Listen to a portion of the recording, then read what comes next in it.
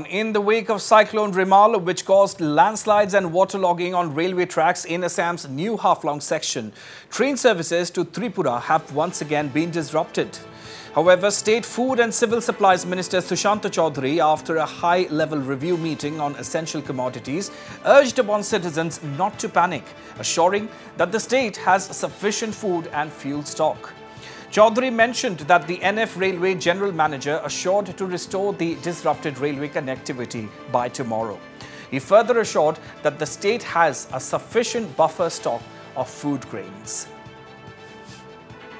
আমাদের যে লামডিংয়ে rail line সেই রেল লাইনে আপনাদের রিমেলের কারণে যে ঘূর্ণিঝড় ছিল তাতে কিছুটা ক্ষতিগ্রস্ত হয়েছে, কিন্তু রেল লাইন বা রেল ট্র্যাক ড্যামেজ হয়নি।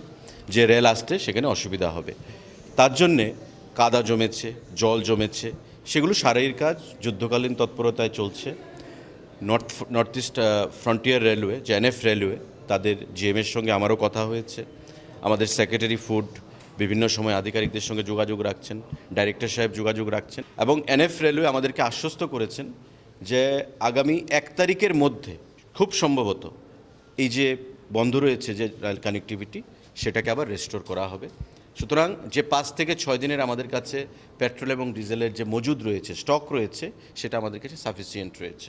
আগামী 2 দিনের মধ্যে আবার পেট্রোল এবং ডিজেল যথারীতি ত্রিপুরা রাজ্যে প্রবেশ শুরু করবে এবং মানুষের মধ্যে প্যানিক হওয়ার কিছু নেই।